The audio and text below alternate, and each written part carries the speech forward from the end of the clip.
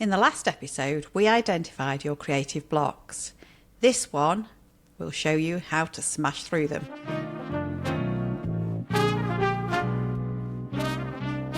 So, in the last episode, we talked about how to identify creative blocks. So if you've not watched or listened to that one, I'd thoroughly recommend you do that first before you start thinking about how to smash through them, because the first thing you want to do is identify them, isn't it? Absolutely. And we spoke a little bit about that in the last episode, and just listing out for things that sort of caught your attention or got you emotional or got you thinking about things. But I think there's probably more detail that we could go into in terms of how people identify those, because there's a few different exercises, aren't there, Debs, that you can do to kind of explicitly draw those things out. So I thought that would be a good place to start with. Yeah, and at the end of the day, you can't smash through creative blocks unless you actually acknowledge them. Yeah. So you have to work out how to do that. So in the last episode, we'd said, listen through to the episode and see if there's anything that resonates. But there are ways of doing that, on your own at home as well.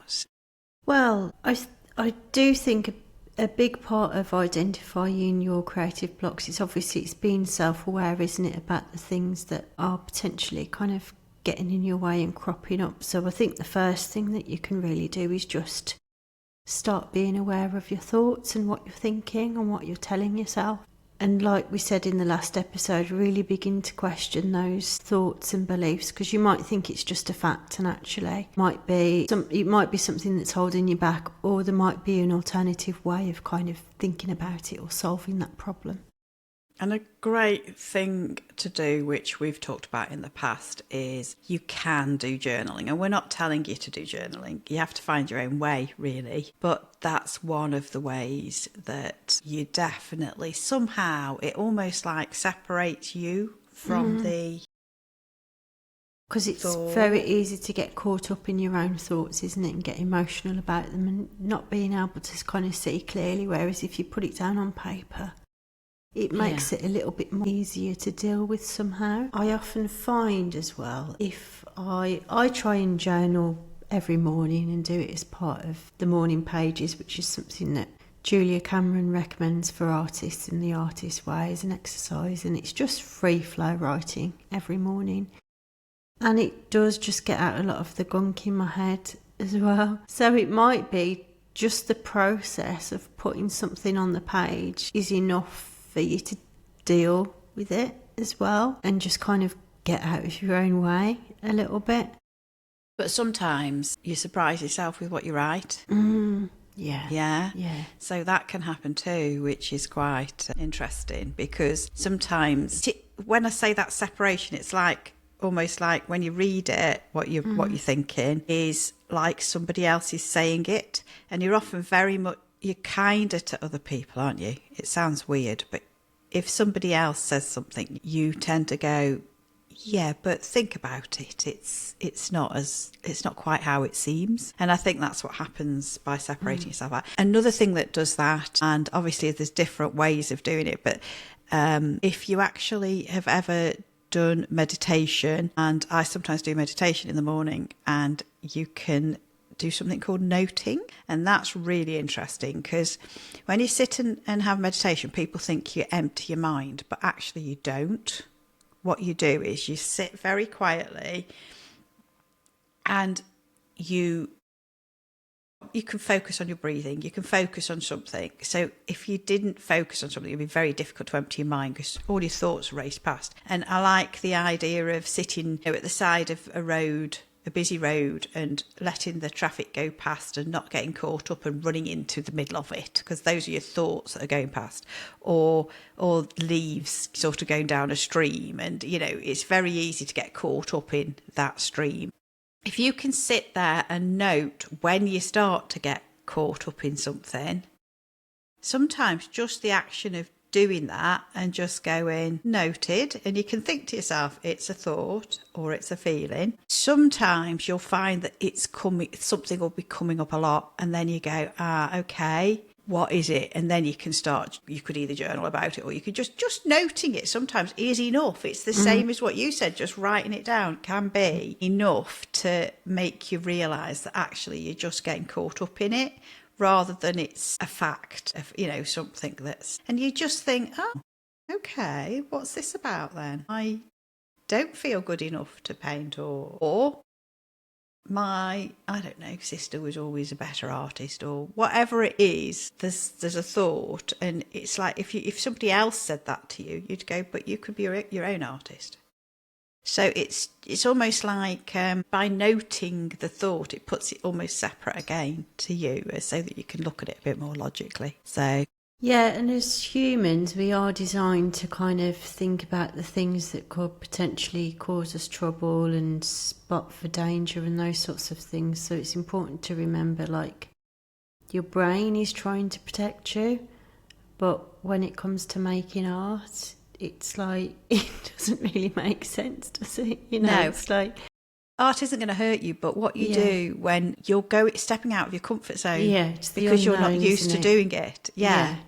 And that is something that your brain, it's going to kick back against. Historically. It's going to sense danger. Yeah. You shouldn't be stepping out into those woods because there might be bears in there. Would be the historical thing, that you've still got that system in your brain that keeps you safe. But instead of walking into the woods, you wanting to pick up a canvas and paint. So your brain's going to go, this is something a bit different. So it's going to come up with some sort of, keep you safe. Yeah. And there's also, it keeps you safe by being with other people. So you get the peer pressure thing is a really big thing. It is. Because massive. it would have been safe to be with your own, village or your own group of people. Yeah, in your own community. Because in your own community, if you feel, being an artist can feel quite different. And I don't mean the sort of art where, you go into a club and that's actually very acceptable. Lots of people do it. And, it's a common thing. It's a common thing, but it's when you're actually starting to try something different and be an artist. Because it's a very individual pursuit as well, isn't it? And that's the reason why loneliness is so bad physically for people, because our bodies will have a physical reaction against being on your own.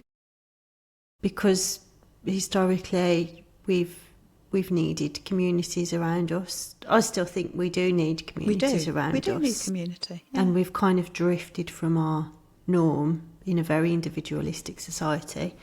But the pursuit of art as well can make you kind of stand out and be different from other people. And that feeling within itself can create a bit of anxiety, can't it? That you're kind of stepping out of, particularly if you're from a family or if you've got a group of friends that aren't particular arty. You almost need to try and kind of find your people, I think, don't you, to make it much easier to deal with. Yeah. Because it's very hard to do it on your own, isn't it?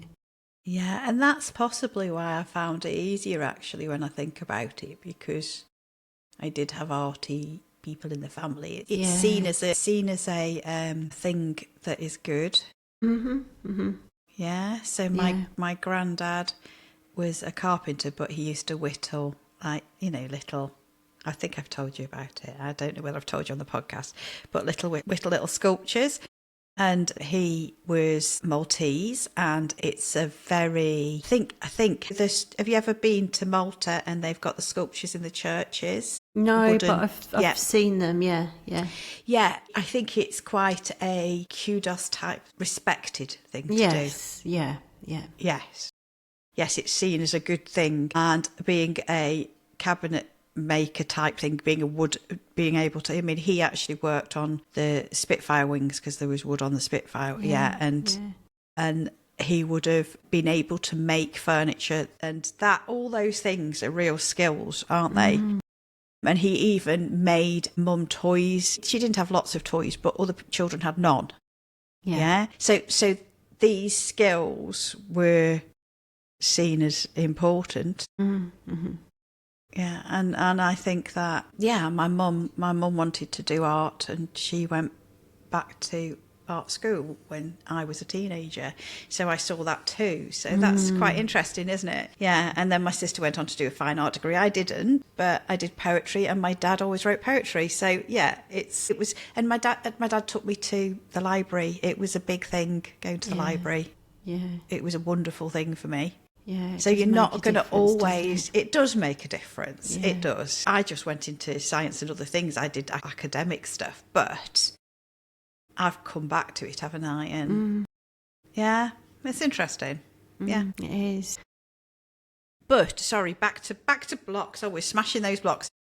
Yeah, so we were talking about journaling and meditation, and basically it's about taking note of your thoughts, isn't it, and what you're thinking, because it's quite easy not to really pay attention to it. But of course, whatever you're saying to yourself is going to subconsciously sink into you, and then that's going to affect what action you take next, what you do next. So it is going to have an impact on your life, the way that you think about things. I think some of the other things that you can do as well, there are actual exercises that can pull out some of the things that you might have standing in your way. So one of them is to write down artists are, and then put down descriptors of what you think an artist is. And it might be that I'm sure you'll get some positive things come up, but quite often when you do this is something that we didn't talk about in the last episode, actually, Debs. It's around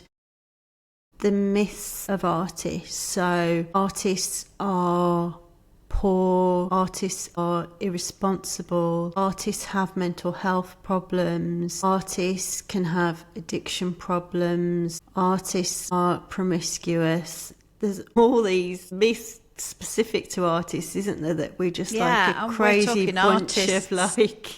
Yeah, artists, capital R, with a capital A as in artists that paint, artists that play music, artists that, creators as well, isn't it? It's like, there's this sort of, we're all a bit eccentric and, And that can have an effect on you subconsciously. You think, I don't really want to be an alcoholic or, poor, or there might be certain things. Or a little odd. I mean, I quite like being odd, but that's most people are. Yeah, I do know, but it took me a while to get there, to accept that I am different and I'm not going to be able to change it. I remember being at school and just thinking, oh God, I wish I was just a normal person, which I think a lot of teenagers probably think. But, it can stop you in your tracks a little bit and make you feel a little bit less willing to kind of, I suppose, yourself and want to put yourself out there a bit more. Yeah. So it's interesting to, if you get a bit of paper and you write down the artist and just see what you think about artists. See whether, or write the statements that Ruth's just said. Just pause the video and just go through and then just go, actually, which of those resonate at all? Which do I just think are complete rubbish? Because everybody will feel differently. You don't take on every single, what we're calling a myth. You don't take it on. It's just interesting. In Art Hub, we watched a video on Van Gogh, and when he was in one of his most prolific periods, and he was in a mental health asylum, which actually was a really good one. I didn't even know there was good ones around at that time that his brother had paid for, and it was really interesting. They provided him with paint and canvases, and that's really just progressive, amazing, wasn't isn't it? To think that very they were doing that back then, and there was also this theme of being kind of surrounded by nature as well, which is where he got a lot of his inspiration from. So yeah, it was really interesting. What was interesting to me as well is quite a lot of the myths that I held around Van Gogh was that, he was never really successful, but he was actually on the brink of success, and he'd been exhibiting with the likes of Cézanne. So, and I didn't know that, and that's a kind of perpetuated myth, isn't it, about him, that he was, a starving artist and totally bonkers. And actually, if you look into his backstory, it was the art that really helped him a lot and was therapeutic for him. Yeah, which isn't the impression that you get at all. You get more that being an artist sort of almost created some of these problems, which it wasn't like that, was it? It's more like, it's like which comes first, isn't it? Yeah, because sometimes I think that having mental health issues can lead you to, we'll do this in another episode, but because you're having issues, it makes you reflect on yourself, which then makes you perhaps a little more creative in some ways. It's not always. I think sometimes people say that you've got mental health issues and it's all bad. Yeah, there's still a kind of stigma around that, isn't there? And I also think that the more and more we learn about things like neurodiversity and people that have got like autism and ADHD, actually their brains are just wired slightly different, and it's not wrong. But quite often they're more creative because they do think differently about things. Because they focus on things, and because it's interesting actually. It's a whole other topic really. But as far as smashing through your blocks, we've said the first thing is acknowledging. Yeah. And acknowledging, part of that is observing. And I think as well as the more structured, I'm going to journal, I'm going to meditate, you can observe in your everyday life, the same as we were talking in the last episode about, you can create in your everyday life by taking a pad of paper with you or something. Go for a walk, see what you observe. Start to observe other things. Yeah. Don't make it all difficult. It's not meant to be difficult observing yourself. It's meant to be easy. And I think it isn't easy when you're all caught up in it. Mm. And so if you go and you take a walk, observe other things. Don't think that it has to all be about you. It's still about you, because when you observe something, that's something you're interested in. So it is about you, but don't overthink it. Just start to create some sort of pattern and habit of actually paying attention. Pay attention to what other people do as well. It's interesting to see what other people do and how they react. Yeah, that's interesting. I think that's such a good point. I think I always say to people as well, because when people come to my workshops, and I give them a bit of a brief, but it's wide enough for them to interpret as they want to. Mm.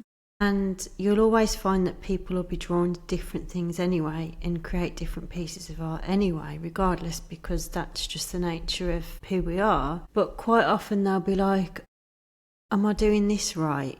And they're spending too much time thinking about what's right and wrong and just not listening to themselves. And I think it does take a while to tune back into yourself again sometimes, and just, like you said, allow it to be easy.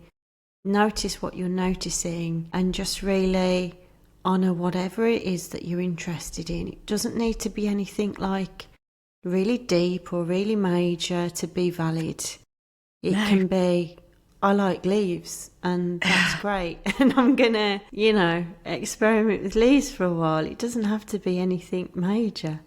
In fact, if it is major, you're probably looking at too broad a picture, to be honest, because that is going to be overwhelm again. Yeah, for sure. You're better off chipping away at something than doing it step by step. But the doing of it is definitely key as well. Yes. You've got to get yourself into action, because with art, like we said on the last episode, the more you do, the more you'll find yourself within that process, and you've just got to do it. And if you notice that, so you'll start to notice it's not just negative things, you notice positive things. Yeah. So you might notice that you like to people watch or something, then go to more cafes and sit in a cafe and people watch. It might be that the buzz, it might be that you go into a city and you love that excitement of the city. That is paying attention to how you are reacting, yeah? Somebody else will do exactly the same and go, oh, I can't cope with this, it's too busy, it's too noisy. And believe it or not, that sort of thing, your personality will come through in your art, and you won't realise it straight away. A lot of the things that you search for and look for at the beginning are things that you just have to let happen. And that's a tricky one, isn't it? That's a tricky one too. And we're talking about smashing through creative blocks. So smashing is probably the wrong word, because it's almost like you just almost, I suppose, smash. It's like you want to turn them into water or something. It's like you want to just be able to just glide through them rather than smash through them. Because you almost need to not ignore them like they're not there. Acknowledge they're there. I think it's a bit like anxiety. Yeah. Acknowledge it's there. Yeah. Note it. Yeah. Think, okay, I've seen you. I can see that you're... But I'm actually going to just slide past you and do it anyway. Yeah, it's like saying thanks for the warning, but actually on this occasion, I'm going to be brave and I'm going to... do something. So, and this is a bit of a secret, really. You don't smash through them. You don't hit them head on, because if you hit them head on, your brain's going to go bang, and you're just going to go right back again. Definitely. Whereas if you go, I've noticed you, then you just like I'm going to carry on. I still know you're there. I know you're there. And then all of a sudden it just go. It's like they melt. They do. It dissolves. That's exactly what it does. Yeah, it feels like that. You do have to be, and I think we talked about this at some point, a little brave sometimes and just keep stepping forward. Yeah, definitely. Yeah. And if you can do that small steps at a time, like you were saying, don't try and take on the world. Do it small steps at a time. You'll build up your resilience and your confidence, don't you? And you becomes easier to do the things that you want to do.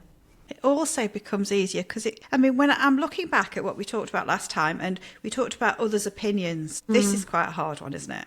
Right? What you have to realise is, if somebody gives you an opinion that is factual and it's still critical, if they give you a critique that is genuinely positive critique, an actual, then you'll thank them for it. Believe me, it might not feel like it at first, but if they can say to you what's wrong with your painting and help you to move forward, you'll be really, really pleased to have that feedback. You want feedback. And if you're finding that it feels being critical and not right, then it's probably just that it's their opinion, and yet you do have to learn distinguish the two, distinguish that.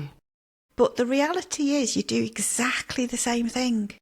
You go, okay, noted. What is it about this? And just like it's like logical, but it's a bit emotional as well, because you have to go, how does it feel? Does it feel right? Do I agree at all? Okay. Is the next person who comes along saying the same thing? Or is it that, they say something completely different? At the weekend, when we had people coming and they're looking at, I was with a different artist. So there was two people came along. They looked like sisters. And one of them went, I love these paintings. And it was the other artist's wall, yeah? And then they turned around to mine and went, and that's like you. And she was like, yeah, I love these. And it was so interesting because they were just so, I like that wall, I like that wall. And they just connected in a different way. And so to actually listen to the person who doesn't like your wall doesn't make sense unless they turn around and say, your use of blue or whatever could be balanced slightly with, and you just go, yeah, oh yeah, I get that. Yeah. And so, because there is a danger in not listening to it at all, because then you're just thinking you're right all the time. Yeah.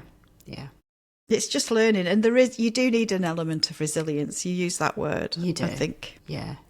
I also think as well, maybe this is more at the beginning stages, but if you've got a friend or family or something that's quite adverse to you doing your art, I think it's important that you need to remember that not everyone's going to understand it and your reasons for creativity. So don't seek permission from other people to go and do the creative stuff. Don't let that stop you because there are just some people that just won't get it at all. Yeah, absolutely. And I've seen that stop people before. And I think when a teacher tells you that you're rubbish at art, and I don't think I hope it doesn't happen so much nowadays, but no, because it's heartbreaking when you hear it, isn't it? Yeah, it is, because we have people who are like, retired now, and they've been told that they were no good, and you stop them, and you think of all when that they were children, art when they were at created, school. Yeah. I think you can put way too much store into what your teachers say, and I've been surprised sometimes, because I really try not to do anything like that. But sometimes when it comes to like rules, people will come to me in, 2 years later, and I'll say to them, you could do this. And they're going, but you told me not to. And I'm like, what do you mean? And they're like, on that painting 2 years ago.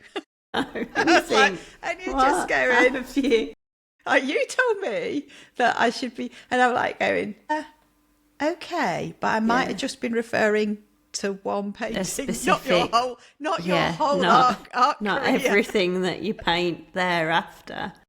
Yeah, it's quite funny, isn't it? Because I think people do like to have rules and things to hang their hat on. So it is tempting to, when you hear something, oh yes, I've got to do it this way, And I feel like I spend a lot of time telling people to try and think for themselves, and to not follow rules, and to so it's quite interesting when they say something and I'm like, okay, and I'm thinking, well, I've obviously said something that, and so sometimes it's not even that whatever you've interpreted somebody meant is actually what they meant. That can happen too. So yes, you have to learn to listen to yourself, which is a tricky thing in itself, isn't it? It's a skill within itself, really, isn't it? And it does take some time to really master and drown out that outside noise that you get from other people. And so, yeah. But it's a skill that is transferable to life as well. So it really is. It's and really, I think that's one of the reasons. I do think that's one of the reasons as well, is when you start making your own art for you, you just become more of yourself, like a more concentrated version of yourself, because you're constantly tuning into yourself and being in your own presence and kind of being comfortable listening to yourself. Yeah, I think we become a little bit more, what's the word? I've certainly become more assertive and opinionated about things, and know my own opinions more, if that makes sense.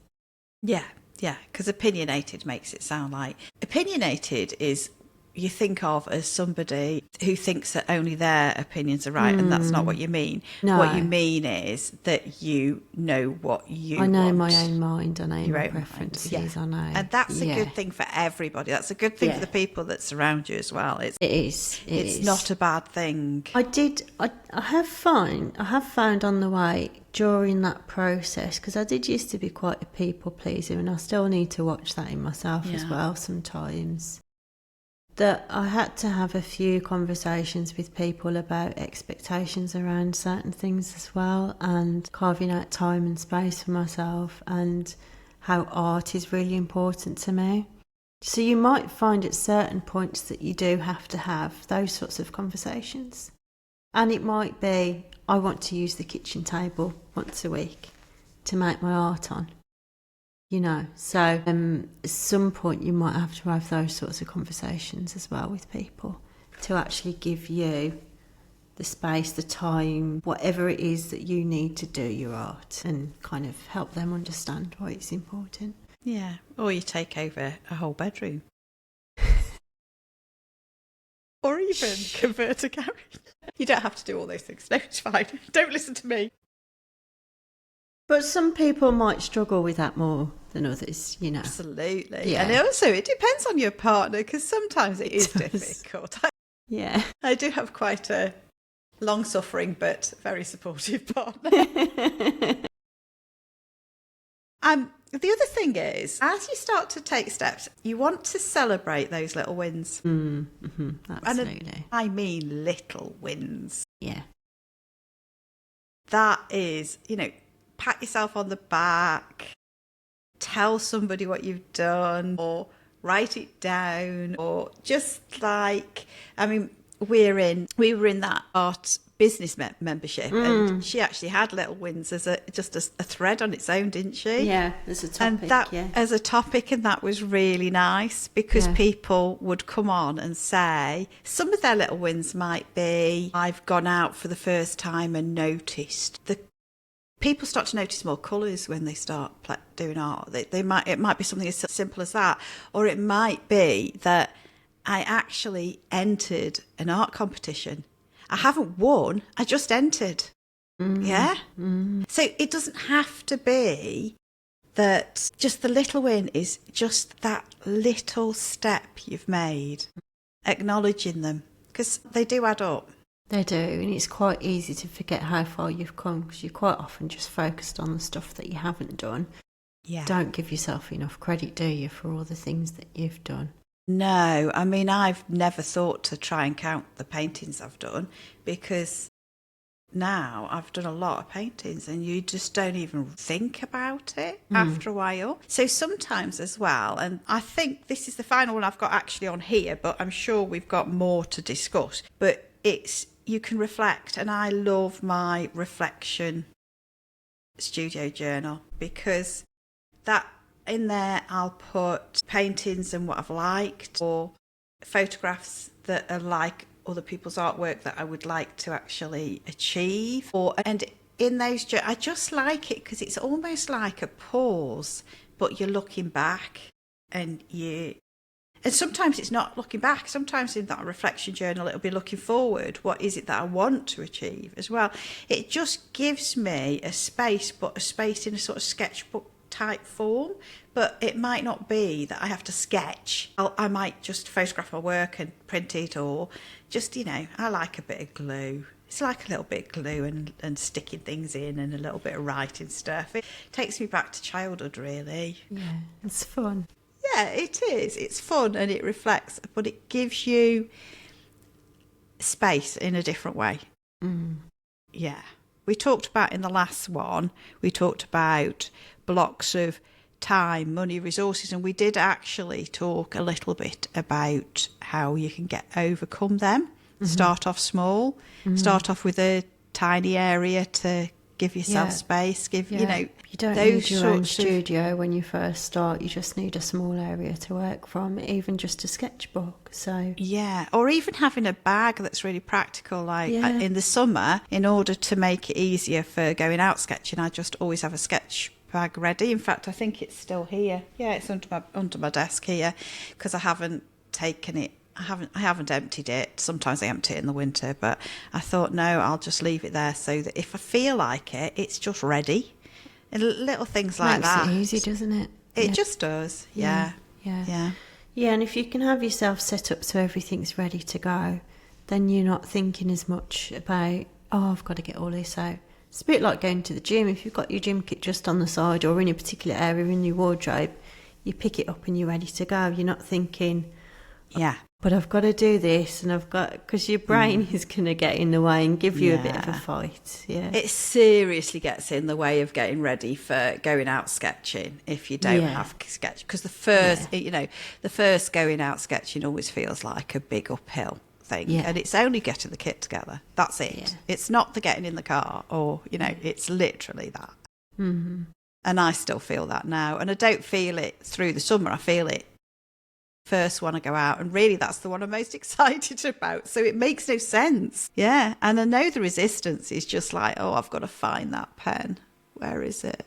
It's like, just it can be the smallest things, can't it? You also got me thinking there about, we did a previous episode, I think it was about tuning into your intuition, and we spoke a lot about different feelings and noticing your feelings and what those mean. And I think that's useful to cover briefly, just in terms of identifying some of the things that might get in the way. So, for example, you might feel jealousy when you're looking at another artist and think, I'll never be as good as they are. So there's certain emotions that will crop up that instead of kind of treating them with or being scared and backing away from them, just be curious about them and what's going on underneath. Because if you're feeling jealous about another artist, is it that you think that you're never going to have the space, the money, the time to do that? What is it? Just ask yourself, well, why am I feeling like that? Or maybe they're giving themselves permission to do art in a particular way that you really want to do, but for whatever reason. Yeah, I think if you're jealous of a particular artist, it might be that you want to paint a bit like them. So yes, actually, yeah, it could be. Yeah, yeah, what they're doing with their art. What is it about their art that they're doing? It could give you real clues looking at other artists to see how you want to paint. Yeah. But it may be that you feel that they've got the space in some way, like they've got money or they've got some reason that you think that they can do that it and makes them successful and you can't, and that again is another good reason privilege, to kind of, be curious about it. What is it that this person, and it's quite often it's just a perception, isn't it? And especially with social media now, where it's just like the highlights of everything. You don't see the actual struggles that people go through to actually get to success. Sorry, I didn't mean to. I quite like to see podcasts where people are being actual real about the hard things that are happening as well. Yeah, definitely. Because there's a lot of challenges. It's a lot of challenges, but it's like, it doesn't mean it's not worthwhile. It just means there's a lot. There is challenges. And I think nothing you do that's worthwhile doesn't have challenges, I don't think. Easy. Yeah. Bringing children up. That's got a lot of challenges, you know. There's a lot of things that you think are some of the most worthwhile things in life have challenges. Yeah. Even going on holiday, and I know you might not sound like that's the most worthwhile thing, but, you know, we don't every day get on an aeroplane or every day, you know, it does take you out slightly of your comfort zone, but that's why it's exciting. Yeah, because it's different. And when you overcome that, that's the rewarding feeling that you get, isn't it? Yeah, you've done it. You grow as a person. Yeah, you do. So I think, have you got anything else that you can think that's, you know? I think the other important thing, I think we touched on this a little bit, but it's worth just talking about again, is throughout your whole artist journey is surrounding yourself with other artists, other creatives that really understand what you're doing and why you're doing it. I think that's been so important and pivotal for me, because I ended up working in a corporate career, and at some point I just felt quite isolated and alone, and I didn't realise that I needed more creative people around me. It's when we went on the same course, Debs for the art business one, that really kind of changed things, I think, for me, in terms of getting more support from people. And I think people that you can have proper in-depth conversations about what it is to be an artist, because it is a very unique and different way of looking at the world. And if you've got ambitions as well to have art as your career or main source of income, that's a challenge, because there's no kind of clear path, is it? It's not like being a doctor or something. So it's an advantage because you can make your own path, but it is not an easy path. It's not an easy road, is it? No, it isn't. However, it's very rewarding, even if it doesn't work. It's like really rewarding, I think. Yeah. I do think it's, it's just... And I think you can have such an impact on other people's lives as well with what you're doing. And on your own. Yeah, I think actually, which is what we did touch on this last time, the actual doing it, you're even at the very, very beginning of starting to learn to paint, you get so much reward from it straight away. You get the enjoyment. The enjoyment isn't the end goal. The enjoyment isn't having an amazing business. I'm sure it is amazing if you've got an incredibly successful business. But actually, it's a little bit like when somebody thinks, oh, that's amazing to have that wonderful, great big house. But actually, along with that wonderful, great big house comes along the bills, the repairs, the maintenance, the staff. Exactly. I mean, I was at Mitten Manor, and they had a full-time gardener, and there's always people around, and I think that's the same with the bigger you get as a business, the more you've got all of that going on as well. It's not. I don't think it's all straight. That's not the art, is it? No. It doesn't. I don't know what I'm saying. I'm going a little bit off track here, but I'm not meaning to. What I'm saying is, it's not all rosy at the end of the line. Everywhere's got its challenges, so you might as well enjoy where you're at, is what I'm trying to say. Yes, that's what I'm trying to say. Because people this is a common phrase, isn't it, that you say to yourself, I'll be happy when. Yeah. I'll be happy when I'm in 10 galleries and I'm selling paintings every day. Well, maybe it will increase your happiness, but you're going to have all those other problems or challenges that come along with it. You've got to deliver the art. Shipping internationally, insurance. There's all sorts of things. Keeping up with orders, not having time to paint. It's like there's nothing that's going to be a quick win and an easy win, is there? And I think sometimes, being a woo-woo now, I think sometimes the universe protects you from going too fast too soon, because that can be a dangerous thing when you're dealing with all of those unknown things and you've not worked up to being there in a practical way. Yeah, if you think about the people who are music artists who've suddenly been thrust into the limelight and don't cope. I mean, don't get me wrong, there's those that do cope, but there are those that really don't cope with it, aren't there? Yeah. With all the fame and fortune and money. Especially if it happens at a young age and they're sort of like child stars like Macaulay Culkin and Lewis Capaldi did a really interesting documentary on Netflix. Don't know whether you've seen it, but it's... No, I haven't.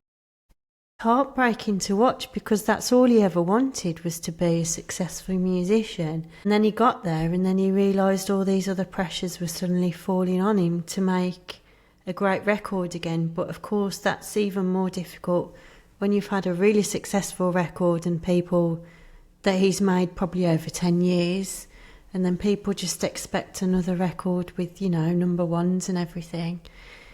And when I think the same thing is true of your art. When you're creating your art and you've not got a huge audience, you've got a lot more permission just to do whatever the heck you feel like doing, because if you're not well known for a particular thing, you've got permission to go and do something else. So it's really good to just enjoy where you're at. Whatever stage you're at, yeah. And at the end of the day, I mean, I think if you do become fabulously successful and stuff, you do have choices, and you have to remember that as well. Yes, that's true. You can go in a different direction. It's just like, and I think that, that's what, if you can deal with the blocks and understand and start observing and do all of this now, then if you do become incredibly successful, you'll cope with that too. Definitely, so that's much easier, because you'll know yourself a bit more. You know what can potentially trigger you, and those sorts of things. It won't come as a shock, or less of a shock, if you're reacting in a particular kind of way. But it's also about building tools and techniques, not just dealing with like life as well. I think it goes bigger than that, Yeah, as you can see, Ruth and I feel quite strongly that art helps life and health and all sorts of things. You've probably picked that up from other podcasts. So we think there's direct connection between being creative. In fact, I do feel that everybody's creative. They don't have to do art, but I think that everybody's creative, and in one way or another, These sorts of breaking down these blocks help with that. In whatever you're doing. Whatever realm of life, really. Because if you think about whatever it is that you're being triggered by, it's called, like, limiting beliefs is a popular phrase now, isn't it? Where people stay small or kind of cut off their own success, get in their own way. So all of this stuff also I think relates to life as well. Yeah. Sometimes, like, I think money mindset's another issue, really, because we haven't gone too much into that apart from a general, resources bit. But I think that money mindset, it's like sometimes it's about what you see around you and what you expect, the places you expect yourself to go. Yeah. And you have to take little leaps sometimes. And I think that also comes back to those little wins can really help you to take another step.